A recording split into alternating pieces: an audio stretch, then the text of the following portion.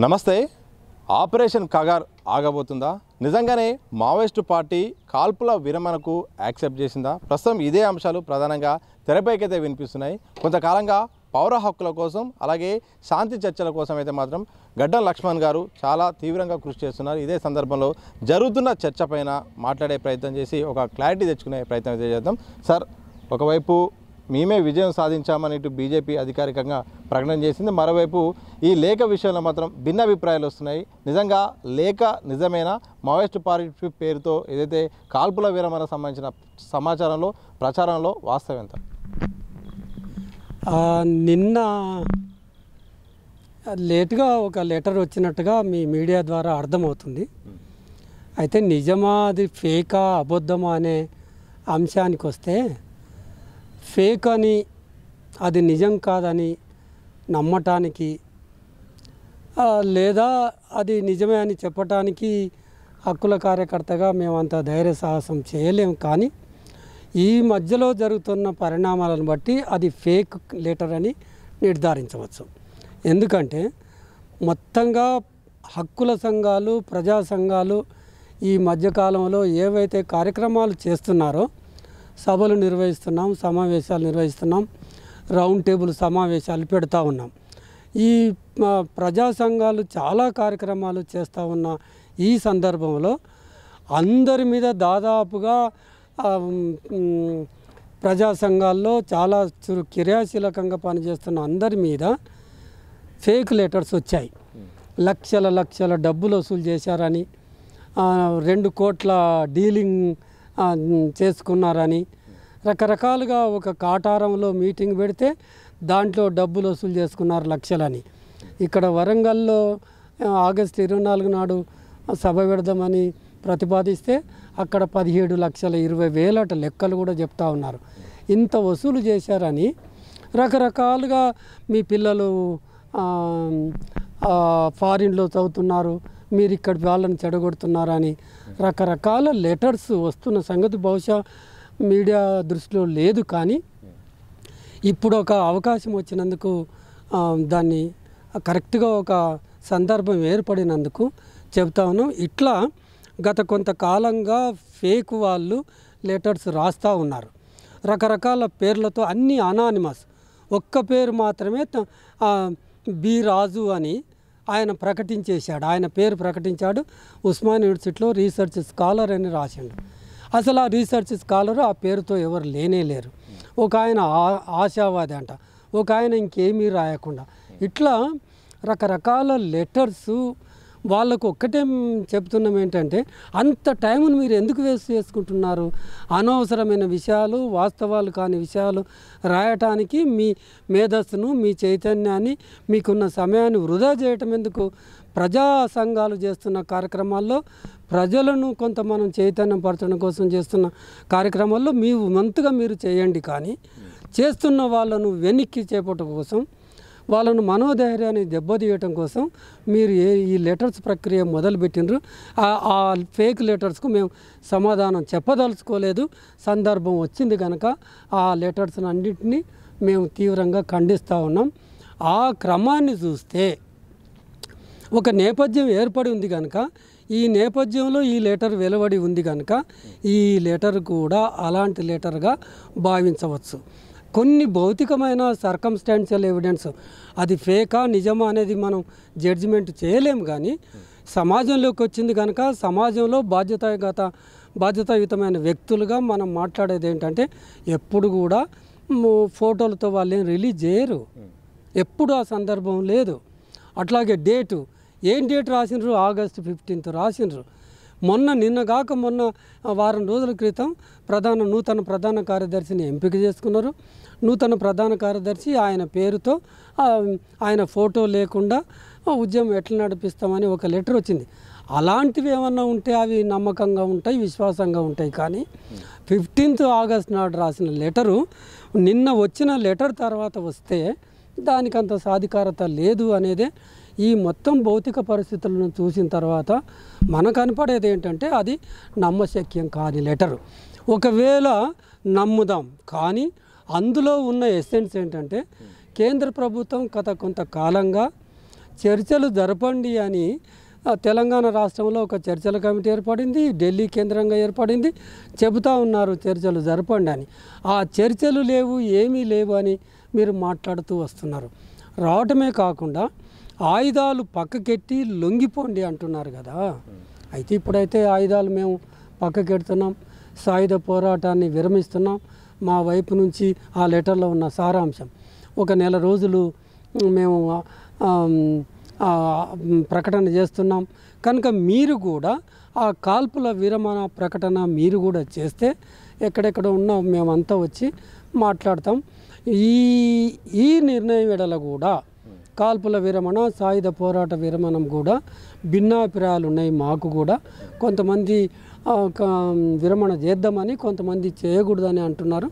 అయితే మీరు కనుక ఒక నెల సమయం ఇస్తే ఆ నెల లోపల మేము కూర్చొని మాట్లాడుకొని మీకు చెప్తాం. ఇప్పటికైతే ఈ నిర్ణయానికి అనుకూలంగా ఉన్న వాళ్ళు మేము వస్తామని అంటున్నారు. మరి ఇంకేమైంది మీకు? వెంటనే కేంద్ర ప్రభుత్వాన్ని ఒక జీవించే హక్కు అంటే మరింత ప్రాణ నష్టం జరగకుండా నివారించే దిశగా ఆలోచించే పౌర సమాజం, ఒక పౌర హక్కుల కార్యకర్తగా ఇంకా మున్ముందు ప్రాణ నష్టం జరగకుండా ఏదైతే అందులో ఎస్సెన్స్ ఉందో దాని ప్రకారంగా మీరు కాల్పుల విరమణ వెంటనే ప్రకటించి మొత్తం ఇంక బేషరతుగా చెప్తున్నారు. మీ క్యాంపులను వెనక్కి తీసుకోమంటలేరు, మీ సైన్య మోహరింపును వెనక్కి తీసుకోండి అంటలేరు. ఏ షరతులు లేకుండా కాల్పుల విరమణ ప్రకటించండి. మీరు ఏ క్యాంపులు అయితే లక్షలాది సైన్యం ఉందో ఆ క్యాంపులకు మాత్రమే పరిమితమై ఉండే విధంగా వాళ్ళకు ఆదేశాలు జారీ చేసి మీరు చర్చలకు రండి, ఒక ప్రతినిధి బృందాన్ని ప్రకటించండి. ఇక్కడ నుంచి మేము ఒక ప్రతినిధి బృందాన్ని ప్రకటిస్తాం. మీరు ప్రతిపాదించిన వీడియో కాల్ కూడా చేస్తామని అన్నారు. అదే రకంగా ఛత్తీస్గఢ్ ముఖ్యమంత్రి విష్ణుదేవ్ సాయి గతంలోనే మేము చర్చలకు సిద్ధమని ఎలక్షన్లకు పోవడానికి ఈ సందర్భంలో అడుగుతాను సార్, కొంతకాలంగా మీరు శాంతి చర్చలకు పిలవాలని మీరు పీస్ కమిటీకి మీరు చెప్తున్నారు. ఇటు మావోయిస్టు పార్టీ నుండి లేఖలు కూడా వస్తున్నాయి. అప్పుడు ఎలాంటి స్పందన రాలేదు, ఎంత రిక్వెస్ట్ చేసినా రాలేదు. ఉన్న పలంగా ఎప్పుడో గత నెల సంబంధించిన డేట్ మీద ఇప్పుడు లేఖ బయటికి రావడం, ఆ లేఖ నిజమో కాదో అనే ఒక డౌట్ ఉన్న సందర్భంలో ఇటు బీజేపీ జాతీయ అధికార ప్రతినిధి దాన్ని కన్ఫర్మ్ చేస్తూ ఇది మా విజయం అని చెప్పడం, ఉన్న పలంగా ఈ యొక్క మార్పుల వెనుక వ్యూహం ఉందా? అసలు ఏంటి అసలు ఇది? అంటే విజయం ఎప్పుడవుతుందంటే, విజయం అంటే ఒక బలవంతుడు ఒక బలహీనుని కొడితే అది విజయమా? ఒక బలమైన రాజ్యము ఒక్క చిన్న సమూహం మీద పడి యుద్ధంలో పాల్గొనాల్సిన సైన్యం అక్కడ ఉండి, యుద్ధంలో పాల్గొనాల్సిన యుద్ధ శకటాలు అక్కడ సంచరిస్తూ, ఎక్కడో సరిహద్దులో ఉండాల్సిన సైన్యాన్ని అక్కడ సరిహద్దు బలగాలను మోహరించి చిన్న సమూహాన్ని దాని మీద దాడి చేసి అది విజయం అనుకుంటే అది విజయంగా ఎవరు కూడా చూడరు. అది విజయం ఇప్పటికైనా కానీ కనుక చూడదలుచుకుంటే, విజయంగానే మనం కొరవదలుచుకుంటే ఇప్పుడు చేయాల్సింది ఏంటి అంటే వాళ్ళు చర్చలకు వస్తామంటున్నారు. విజయం, నిజమైన విజయం అంటే మీరు ఒక నెల రోజుల పాటుగా కాల్పుల విరమణ ప్రకటించి చర్చలకు వచ్చినప్పుడు మాత్రమే వాళ్ళను ఒక టేబుల్ మీదకి చర్చల కోసము ఒక టేబుల్ దగ్గర తీసుకొచ్చినప్పుడు కదా విజయం అనేది. జయాపజయాలు కొలమానం కాదు. కానీ అదొక రాజకీయ పార్టీ గతంలోనే ఇది శాంతి భద్రతల సమస్య కాదు మావోయిజం అని మీరే ప్రభుత్వాలే చెప్పాయి. ఇది ఒక రాజకీయ ఆర్థిక సాంఘిక సమస్య అని గత ప్రభుత్వాలు ప్రకటించి ఉన్నాయి. అదొక రాజకీయ పార్టీ కనుక ఇప్పుడు మావోయిస్టులు అంటే అది మనుషులను చంపటం ఏంటి? ఆ మనుషులు కోట్లాది మంది ప్రజల తరపున కొన్ని రాజకీయ డిమాండ్లతో ముందుకొచ్చిండ్రు. ఆ రాజకీయ డిమాండ్లు ఏందో పరిష్కరించాలి. కానీ నా దగ్గర సంపద ఉందని, నా దగ్గర ఆయుధాలు ఉన్నాయని, నా దగ్గర బలగాలు ఉన్నాయని ఒక చిన్న సమూహాన్ని చంపటం అనేది అది న్యాయము కాదు, అది ధర్మం కాదు. ఒక పోరాటంలో సమఉజ్జీలు పోరాడి విజయం సాధిస్తే అప్పుడు అది విజయము. బలహీనుడు బలవంతుడు ఎట్లాగూ ఇది విజయంగా మనం ప్రజానీకం చూడటానికి లేదు. చంపి విజయమానుడు ఏంటంటే నాకు అర్థం కాదు.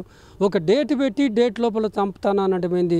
ఒక డేట్ పెట్టి ఆ డేట్ లోపల బయటికి వెళ్ళరండి జీవనం స్రవంతిలో కలవండి అనాలి. కానీ మీరు ఒక అవకాశం ఇవ్వకుండా ఏకపక్షంగా ప్రకటించేసి 2024 జనవరి 1 నుంచి మీరు దానికి శ్రీకారం చుడితే ఇంతప్పటి వరకు దాదాపుగా 400 మావోయిస్టులే కాదు 400 మంది 70 మంది ఆదివాసులు చనిపోయినారు. ఆదివాసీ మహిళలు చనిపోతున్నారు.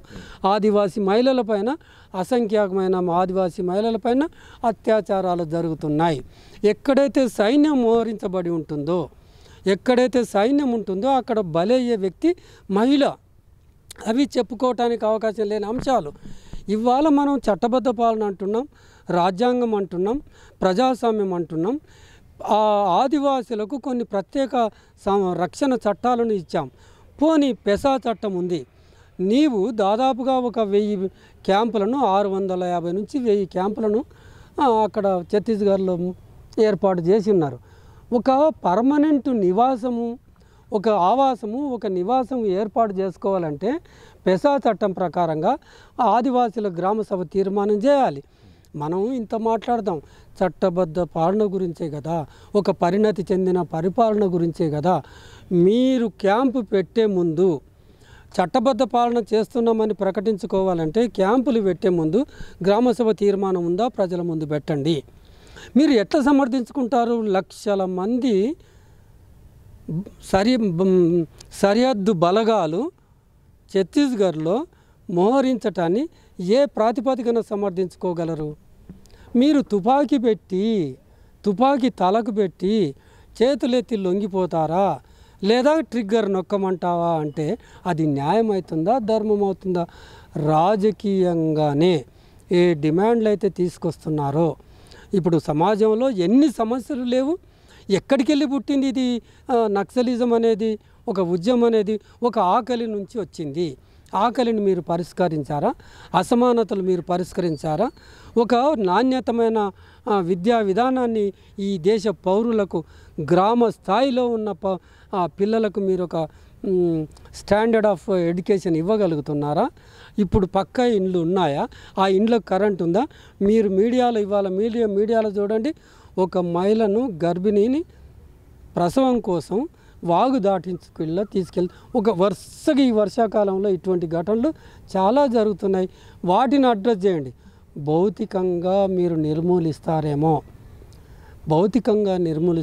కానీ కోట్లాది మంది ప్రజలు ఇవాళ భారతదేశంలో ఆకలితో అలమటిస్తున్నారు, సమస్యలతో అలమటిస్తున్నారు. ఆ సమస్యలను పరిష్కరించాలి. కోట్లకు పడుగలెత్తే కుబేరులు ఉన్నారు ఈ దేశంలో.